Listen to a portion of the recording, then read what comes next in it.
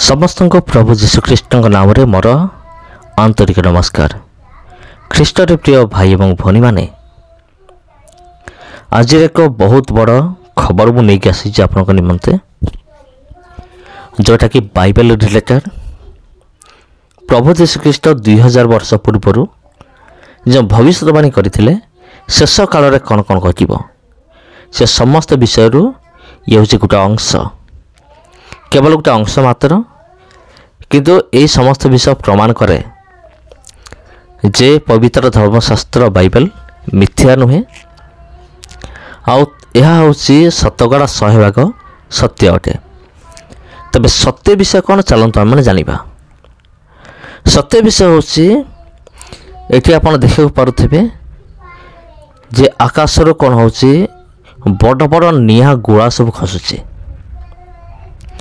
जिते यही भिडियो मुझे देखिली, भिडियो क्लिप मुझे देखिली से मोर गोटे विषय मोर मन पड़ा जिते बड़े प्रभु जीशुख्रीष्ट पाखक शिष्य मान आसुँच, शिष्य मान आसिक से कहते हे प्रभु आपणकर द्वितीय आगमन केबे हेबो आमको टिके कहंतु, आपणकर द्वितीय आगमन केबे हेबो आमे टिके जानिया पय चाहूछु।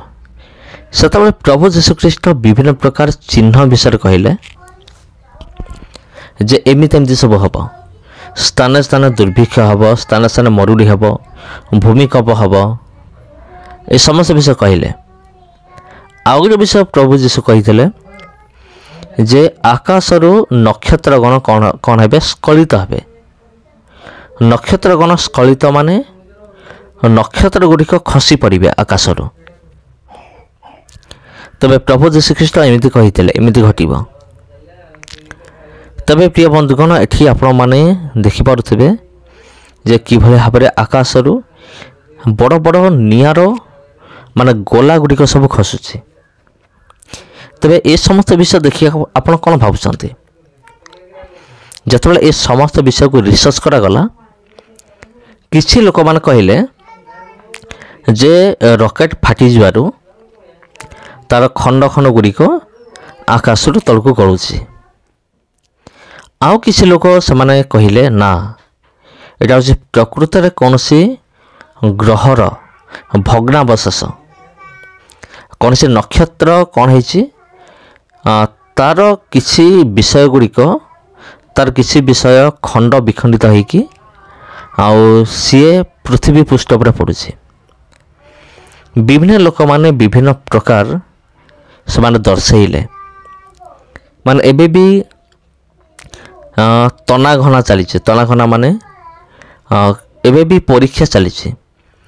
प्रकृत रे एटा कौन, एटा कौन सी रॉकेटर भग्नावशेष ना एटा हूँ नक्षत्रर भग्नावशेष। आ ये घटनाटा घटी कौटी अमेरिका रे, अमेरिकार फ्लोरिडा बोली गोटे सहर अच्छी। जदि आपण जानिया चाहूँगी अमेरिकार फ्लोरिडा सहर कौन, सबुठारो भल माध्यम हूँ गूगल। आपनकर मोबाइल रे गूगल क्रोम थिबो, गूगल क्रोम को ओपन करंतु, सेठी मारंतु अमेरिकार Florida, Florida of United state of America. और से फ्लोरिडा सहर विषय आप जानी पारिबे। हुए तो सेठी आपनको ये न्यूज भी आपनको मिल जाई पारे प्रकृत में कौन घटीला।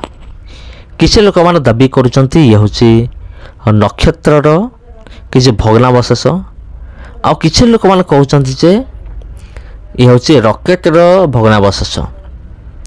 कारण किछि दिन पूर्वर एलन मस्क जे कि पृथ्वीर सबुठारु बहुत बड़ धनी लोक मान मध्य जड़े ଏଲନ୍ ମସ୍କ ଯିଏ ସେ କ'ଣ କରିଥିଲେ ବହୁତ କେତେ କୋଟି ଟଙ୍କା ଖର୍ଚ୍ଚ କରିକି ଗୋଟେ ରକେଟ୍ ସେ ଲଞ୍ଚ କରିଥିଲେ ଆଉ ସେ ରକେଟ୍କୁ ସେ ଛାଡ଼ିଥିଲେ।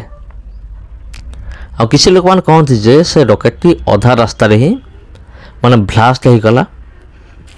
ବ୍ଲାଷ୍ଟ ହେଲା ଫଳରେ ତା'ର ଯେଉଁ ଭଙ୍ଗା ଅଂଶ ଗୁଡ଼ିକ ଜଳିଥିବା ଅଂଶ ଗୁଡ଼ିକ ଆଉ ଆସିକି ପୃଥିବୀ ପୃଷ୍ଠ ଉପରେ ପଡ଼ିଲା। ଆଉ ପଡ଼ିବାରୁ ଏମିତି ସବୁ ବିଷୟ ଗୁଡ଼ିକ ଦେଖାଦେଲା, ଏମିତି ବିଷୟ ସୃଷ୍ଟି ହେଲା। କିନ୍ତୁ ଆପଣ କ'ଣ ଭାବୁଛନ୍ତି? ଆଉ କିଛି ଲୋକମାନେ କହୁଛନ୍ତି ନା କୌଣସି ଗୋଟେ ନକ୍ଷତ୍ରର କିଛି ଅଂଶ ଭାଙ୍ଗିଗଲା, ଭାଙ୍ଗି ଯିବାରୁ ତା'ର ଭଗ୍ନାବଶେଷ ଗୁଡ଼ିକ ମାନେ ପୃଥିବୀ ପୃଷ୍ଠ ଉପରେ ପଡ଼ିଲା। ପୃଥିବୀ ପୃଷ୍ଠ ଉପରେ ପଡ଼ିଛି ସେଇଟା ହେଉଛି ଆମର ଭାରତରେ ନୁହେଁ, ଆମେରିକାର ଫ୍ଲୋରିଡ଼ା ସହରରେ। ଆଉ ପ୍ରକୃତରେ ଏଇଟା କ'ଣ ଥିଲା? ସେ ଯାହା ବି ହେଉଛି ପ୍ରିୟ ବନ୍ଧୁଗଣଙ୍କ, ସେ ଯାହା ବି ହେଉ, ଏଠାରେ ଏଇ ସମସ୍ତ ଦୃଶ୍ୟ ଦେଖିଲେ ଆମର ମନେ ପଡ଼େ ବାଇବେଲରେ ଯେ ଗୋଟେ ଦିନ ଆକାଶରୁ ନକ୍ଷତ୍ରଗଣ ସ୍ଖଳିତ ହେବେ। ଏଇଟା ହୁଏତ ସେଇ ନକ୍ଷତ୍ର ହେଇପାରେ କି ନ ହେଇପାରେ, ମୁଁ ତା'ର କୌଣସି ଗ୍ୟାରେଣ୍ଟି ମୁଁ ଦେଇପାରିବି ନାହିଁ, କିନ୍ତୁ ଏଇଟା ହେବ। ଆକାଶରୁ ନକ୍ଷତ୍ରଗଣ ସ୍ଖଳିତ ହେବ, ପ୍ରଭୁ ଯୀଶୁ କହିଥିଲେ ମାନେ ତାହା ଘଟିବ। କିନ୍ତୁ ଦେଖନ୍ତୁ ପ୍ରଭୁ ଯୀଶୁଖ୍ରୀଷ୍ଟ ଯାହା ଯାହା କହିଛନ୍ତି ସେଇ ମଧ୍ୟରୁ କିଛି ବିଷୟ ଘଟି ଚାଲିଛି। ପ୍ରଭୁ କହିଲେ କ'ଣ? ପ୍ରଭୁ ଯୀଶୁ କହିଲେ ସ୍ଥାନେ ସ୍ଥାନେ ମରୁଡ଼ି ହେବ। ତେବେ ମରୁଡ଼ି ବି ବିଗତ ଦିନରେ ଘଟି ସାରିଛି। ଦୁର୍ଭିକ୍ଷ ହେବ, ଏଇଟା ବି ହେଇସାରିଛି। ସ୍ଥାନେ ସ୍ଥାନେ ଭୂମିକମ୍ପ ହେବ, ଏଇଟା ବି ହେଇସାରିଛି। ନେପାଳରେ, ତାପରେ ଆଉ କେଉଁ କେଉଁ ଦେଶମାନଙ୍କରେ କ'ଣ ହେଇଛି ବିଗତ ଦିନମାନଙ୍କରେ ଭୂମିକମ୍ପ ହେଇସାରିଛି। ଆଉ ସେ ଭୂମିକମ୍ପରେ ବହୁତ ଜିନିଷ କ୍ଷୟକ୍ଷତି ହେଇଛି। ଭୂମିକମ୍ପ ହେବ, ତାପରେ ଆଉ କ'ଣ ହେବ?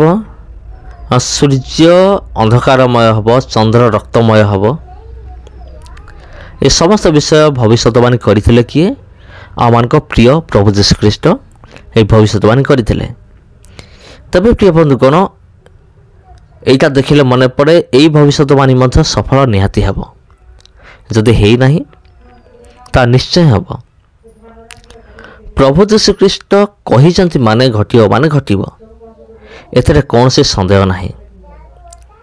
କାରଣ ପ୍ରଭୁ ଯୀଶୁଖ୍ରୀଷ୍ଟ କହିଥିବା କେତେ ଗୁଡ଼ିଏ ଘଟଣା ଏ ପର୍ଯ୍ୟନ୍ତ ସଫଳ ହୋଇସାରିଛି। ତେଣୁ ଏଇଟା ବି ସଫଳ ହେବ, ଏଥିରେ କୌଣସି ସନ୍ଦେହ ନାହିଁ। ସେଥିପାଇଁ ଆମମାନଙ୍କୁ ଜାଗ୍ରତ ରହିବାକୁ ପଡ଼ିବ। ପ୍ରାର୍ଥନାରେ ଆତ୍ମିକ ଜୀବନ କାଟିବାକୁ ପଡ଼ିବ। ଅଧିକରୁ ଅଧିକ ପ୍ରଭୁ ଭୟ ଜୀବନଯାପନ କରିବାକୁ ପଡ଼ିବ। କାରଣ ଯୀଶୁ କହିଥିଲେ ଶେଷ କାଳରେ ଘଟିବ। ଏ ସମସ୍ତ ବିଷୟ ଘଟୁଅଛି, ତା'ର ଅର୍ଥ ହେଉଛି ଇଏ ହେଉଛି ଶେଷ କାଳ।